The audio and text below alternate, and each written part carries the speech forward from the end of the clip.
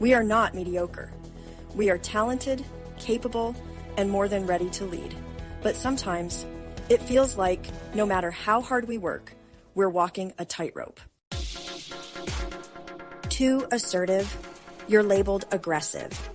Too accommodating, you're overlooked. How did ambition become something we have to explain? We've made incredible progress. More women are stepping into leadership than ever before. And yet, we're also seeing corporate priorities shift, DEI programs fade, and support networks quietly disappear. And through it all, the message remains the same. Be ambitious, but not too much. Speak up, but don't be intimidating. Take the lead, but make sure you're still likable. But here's the truth. We don't need to fit into outdated expectations. We don't need to apologize for our ambition. What we need is a new approach, one that lets us lead on our own terms. In this episode, Dr. Marilyn Clark shares how to navigate the likability trap step into leadership with confidence and build the kind of career that reflects who you truly are. Because ambition isn't the problem, it's the answer. If you've ever struggled with how to show up as a leader without feeling like you're playing by impossible rules, this episode is for you. Let's get started with redefining leadership. Because your ambition isn't just valid, it's necessary. Thank you so much for being here. I'd like to talk a little bit about new barriers, like what's changing for women in leadership. Just when it seemed like we were getting in the doors and things were finally opening, I guess we're making a difference because now there's like skids, like a broken record going backwards. We're seeing many of these doors quietly closing again, with DEI programs being scaled back and corporate priorities shifting. Are we entering a new era of hidden roadblocks for women in leadership? And what is the most pressing challenges for today, and how do we keep moving forward? Well, first of all, I don't think it's new. It's a repeat. With my long tenure and working in DEI and working in corporate years ago, I look at it as being secular. Okay.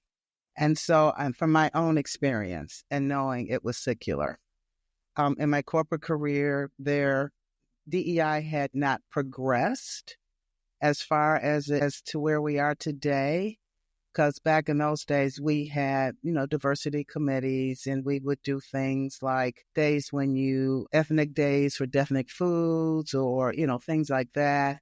And then maybe 10 years later, we moved into more diversity training, tolerance and acceptance.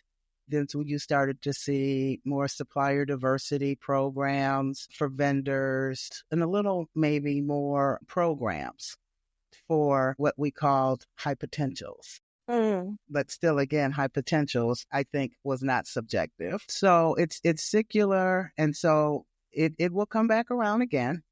We just continue to fight the good fight.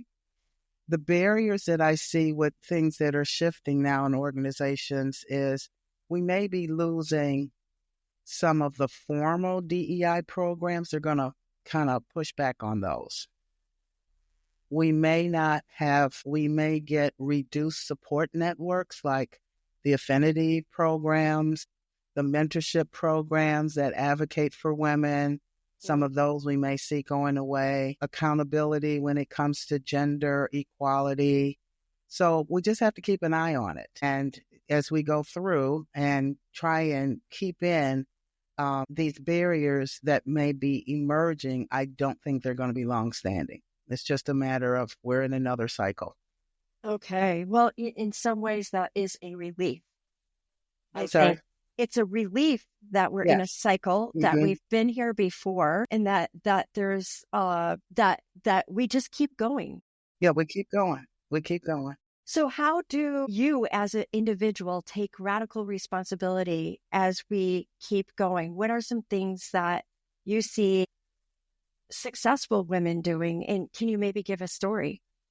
Building informal networks, peer supports. I think when it comes to leadership skills, we have to think about collective actions. Mm. Because if we're not going to have formal actions, then we have to leverage our advocacy. Okay. And we may have to do that from an informal perspective. So one of the things that I think that can counteract setbacks is really looking at industry benchmarks and data, driven arguments that can push the equality, or equitable policies within an organization. We may see where, and when I say about the informal kind of networks, you remember the term the old boys network? Yes, Now we need an old girls network. definitely. I think that's, so finding those allies, male or female, within, or other leaders that can help, champion, the leadership, and decision-making space. The other thing, we may start to see women in corporate, if corporate becomes more rigid with DEI and pushback, we may find women leaders kind of leaving and looking at opportunities and maybe startups where their voices can be better heard, or entrepreneurship, or some non-traditional career paths. Gotcha. So we got to continue to advocate, Natalie, for equitable policies, and we got to hold organizations accountable. Yeah. So one of the things that I did at my company, and I kind of put a pause on it only because I became a little too busy, but now I'm finding other women to help because it can't be just one woman lifting this, is Right. I actually would have us get together and talk about one topic and make it like informational. And then we have a discussion around it, maybe a worksheet. And we talked about our values, we talked about our dreams and things like that. Lots of feedback. People are like, I love it. We need to continue. And I think that there's a lot of podcasts like this out there. And if you can't find the content, you could take this podcast or series and other ones. I'm happy to list to listeners, use it. Right. That's an informal network that you could start, and it's easy. Yeah. So as women, we're told that having ambition is a great quality until it isn't. Like, we're told that like as soon as you have ambition and you assert yourself, you're labeled aggressive, unlikable, even too much. And then we shrink within ourselves. And that really isn't the answer. How can women reframe their ambition? Because we're going to need it. And silence that self-doubt and confidently pursue leadership on their own terms. I kind of think about this ambition as reframing it through a purpose-driven. Don't think of it as an ambition, but it's purpose-driven. So instead of saying I'm seeing as ambition as self-serving, we can reframe it and say it's a commitment to impact leadership and creating change. We can, a lot of times you're right, we want to dismantle this likable trap. Women always fall into this likable trap, meaning we're conditioned to agree and accommodate, and then we kind of lead with fear because we don't want to, like you said, be considered too aggressive or too much. So what I think is recognizing that ambition and likability can coexist. Okay. And some strategies that I was thinking about, instead of playing down our successes, we should practice being confident about those accomplishments. And we need to speak up and take space. Okay, whether it's a meeting, if we're negotiating, network space, but we got to practice assertiveness, but without over explaining or apologizing. That sorry, I'm sorry, but I'm sorry. No, we don't have to be sorry. And I think we do it, put a quarter in a jar every time you hear yourself say sorry. And here's a story for you. I was working with the CEO, and that was one of her problems was she said sorry to everything. Even when she made a decision, it was like, I'm sorry. And I'm like, why are you sorry that you made the decision? Because the decision was the right decision for whatever the company was getting ready to do, whatever initiative is what You don't have to be sorry for what you did because you know you're doing the right thing. But it was so ingrained in her that it was so automatic for her. That was something we had to work on, was getting sorry out of her vocabulary because she felt that I always had to apologize for my leadership. And I think we women, we fall into that trap. Okay. The other thing I thought about as far as some other strategies is finding support systems. What I mean by that, surrounding yourself with mentors and sponsors and like-minded peers who will affirm and encourage your ambition. Okay. And think about your power. Why not you? Why not me? Why not me? Instead of asking the question, am I qualified? Flip it around instead and say, why shouldn't I go for this? And I think just having, bringing in that kind of energy or owning your own power and confidence, because you can do it. Yeah. You can really do it. And it's just a way of figuring out how to do it. And women getting away from, I got to be perfect. Because if I'm not ambitious, we often feel pressure that we got to be perfect, before I take this big step. And if you wait until you have to be perfect, you're probably not going to take that big step.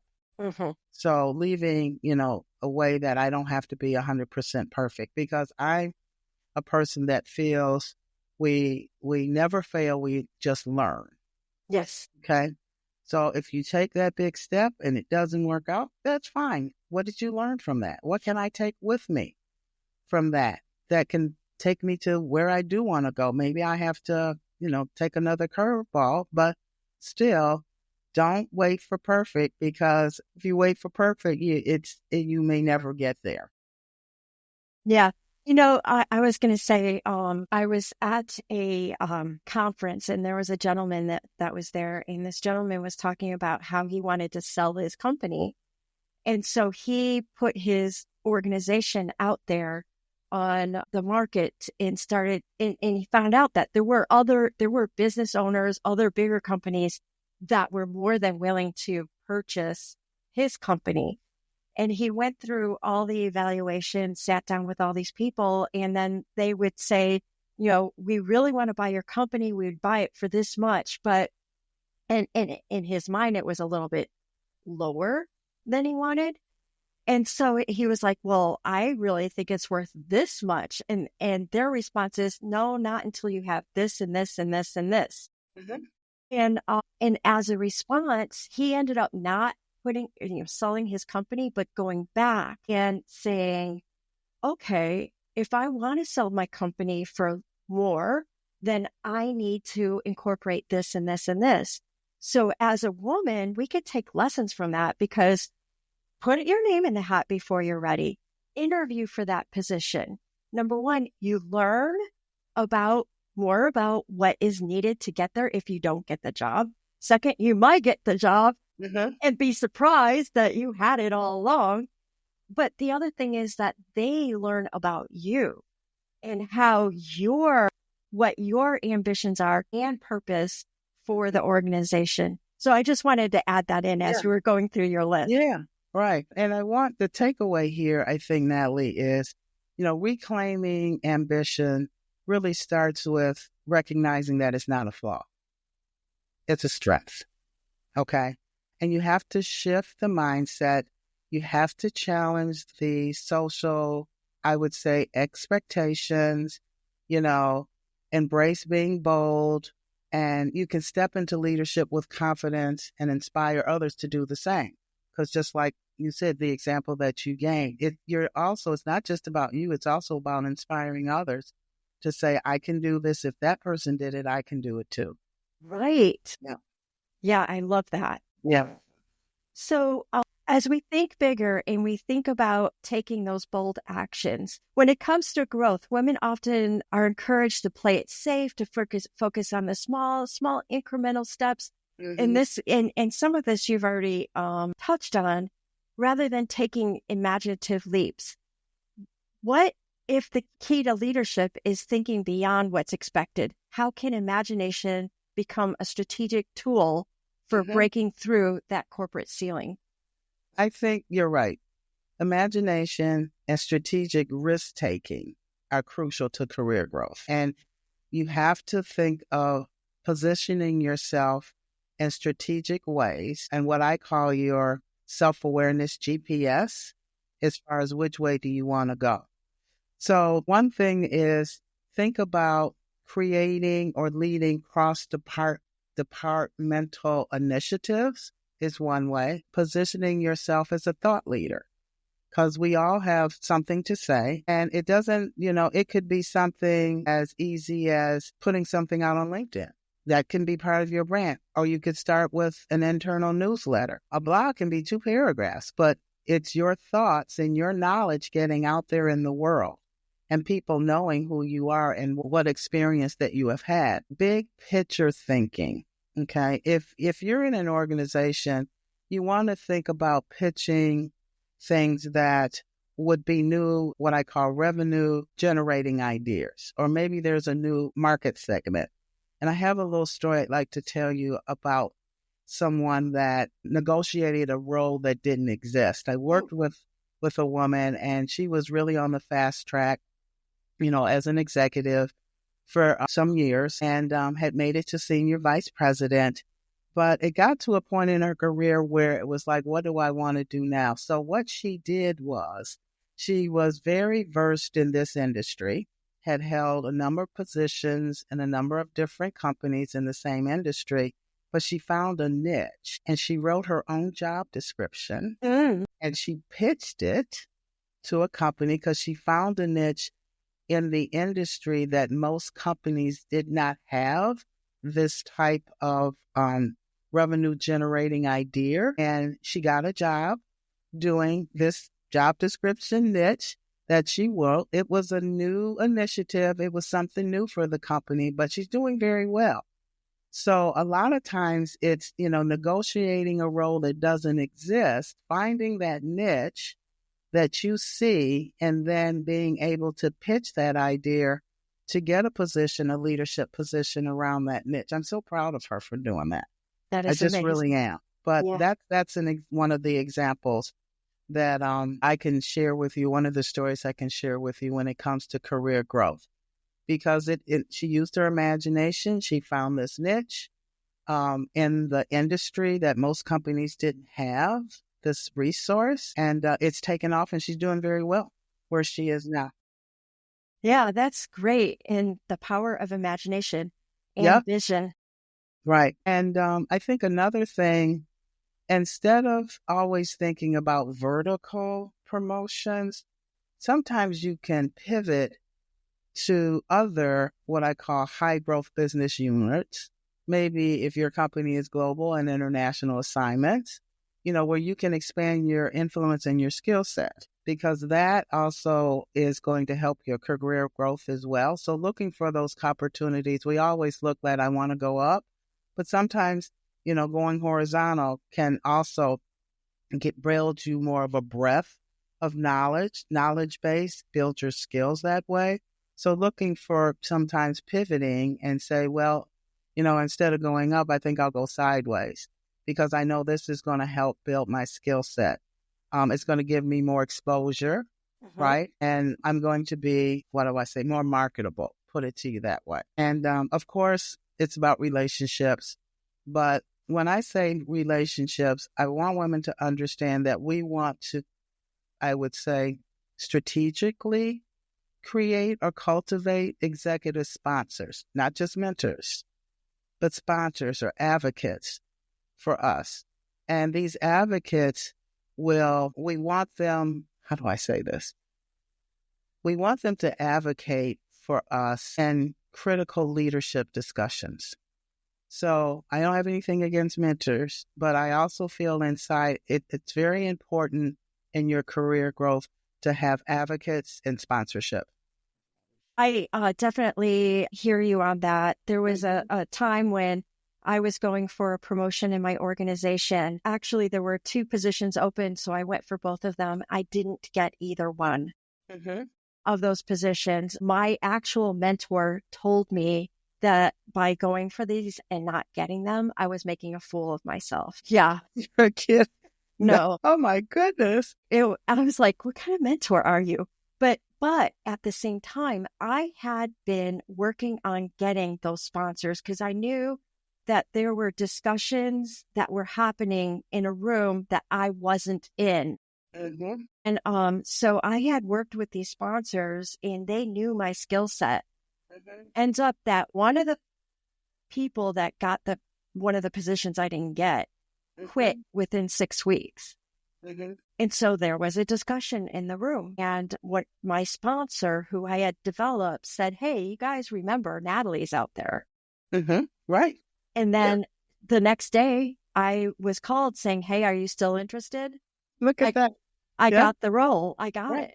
Right. Right. So I think ultimately when we're thinking about career goals, you have to have an imaginative, risk-taking, but it doesn't have to be reckless. Okay. It can be strategic, it can be calculated, and it should, of course, be aligned with the company's broader goals. So women who step into these spaces, they demonstrate and do this like you. They don't just demonstrate leadership. I think they are demonstrating leadership in action. And others will see what Natalie did. And it was like, here again, I can do that too. Yeah, exactly. Okay.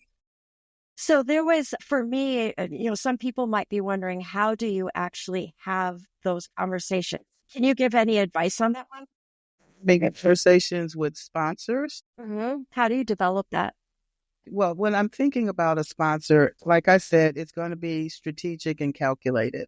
And just like you had a mentor that just kind of shot you down, finding the right sponsor for you, here again, is your self-awareness and your GPS to figure who is going to be the one that is going to support you. And that may take you some time. It may not be the first person you reach out to. It may be someone that says, I don't want to do it. But if you are, I would say, consistent about it and strategic about it and think about, where do I want to go in this career? What path do I want to go? What's my next move? That you will keep at it and find a sponsor that would be willing to, to sponsor or advocate for you. It could be a boss. It could be someone totally different. I always like to say, like I said earlier, it's good to make relationships in all the areas of your organization. So your sponsorship may not be in your area. It may be in another area of the company. So making those relationships with different leadership folks in other areas of the company, I think, is paramount, because they get to know you and they may be the ones that become your sponsor. So it not necessarily have to be someone in the area that you work. Right. Mm-hmm.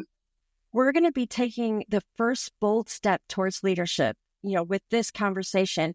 And it can feel overwhelming to have these conversations with people that you don't know in different parts of the company, especially when the road ahead seems unclear. Like, the general direction you want to go, but it's not crystal clear. But these bold moves do not have to be complicated. For the women who are listening right now and ready to take bold responsibility for their careers, what is one action she can take today, right after listening, that can make the biggest or have the biggest impact? Let me think about that for a minute. So we're thinking a little bit about their career move? Yeah, her career move. Okay. Finding a sponsor. One thing is strengthening your executive presence and strategic visibility. So one thing you may want to do is think about aligning your work with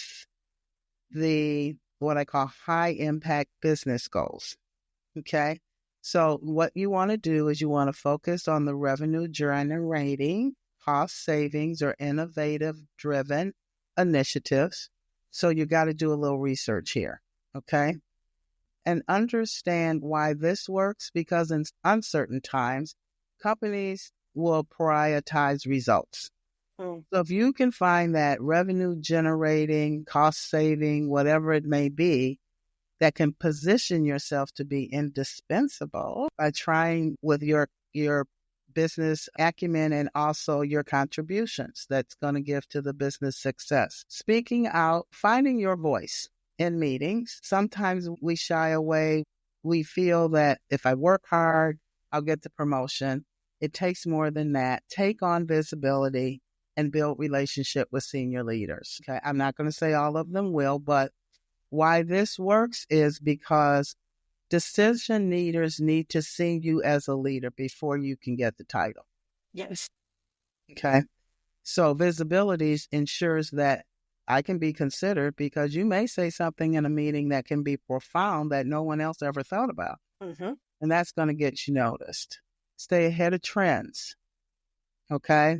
What are emerging skills you're going to need? Like AI is hot right now. Data analysis is hot right now. I'm not saying you have to be an expert at it, but you need to know how it works because these in-demand skills will also be prioritized in a volatile job market.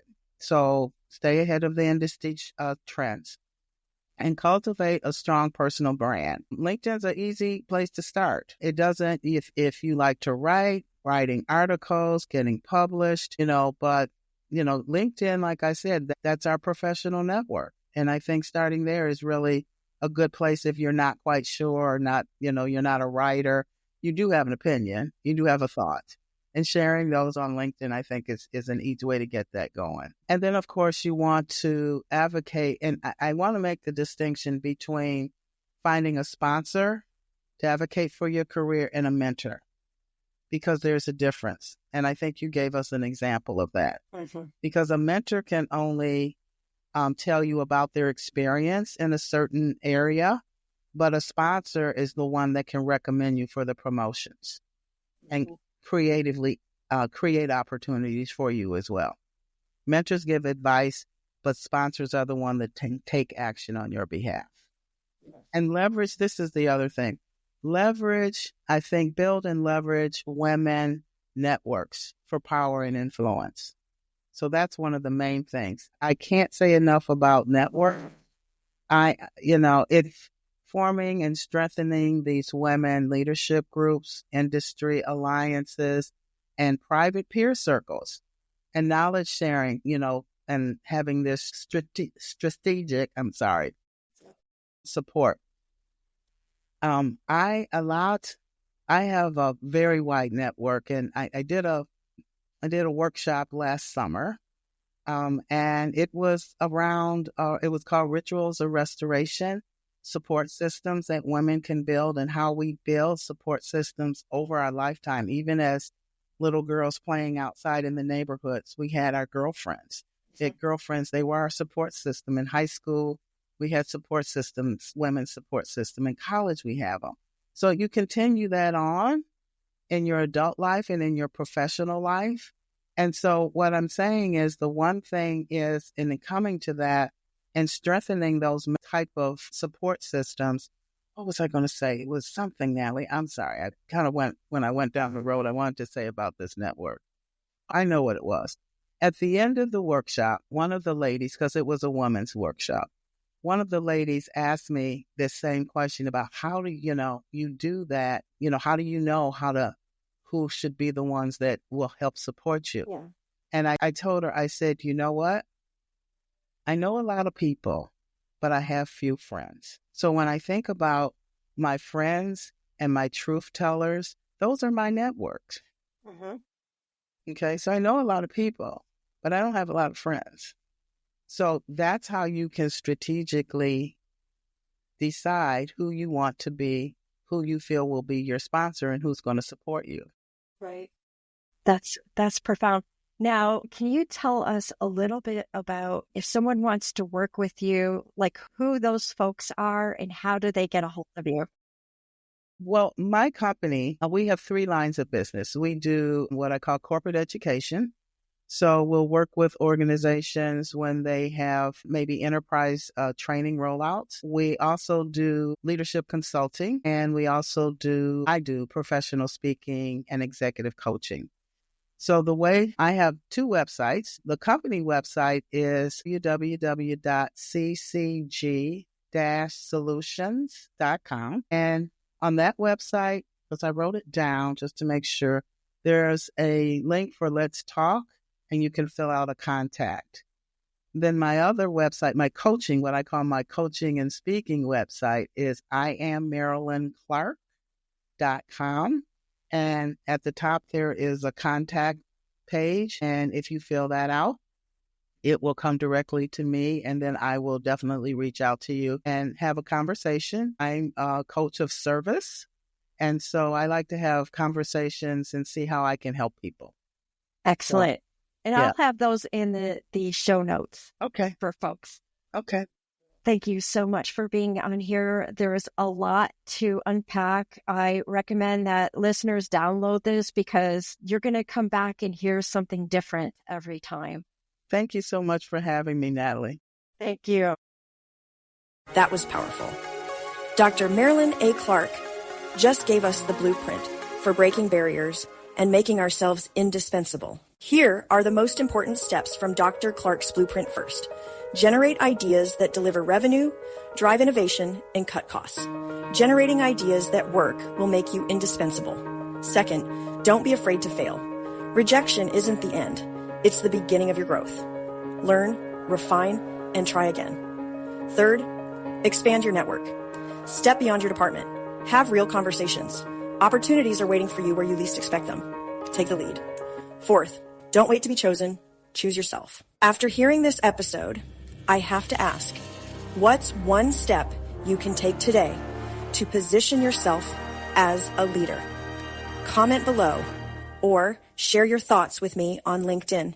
Let's start the conversation. And if this episode resonated with you, hit subscribe and download it because it's packed with great advice you'll want to revisit. Better yet, share it with a friend who needs to hear it. The ripples started as you take flight.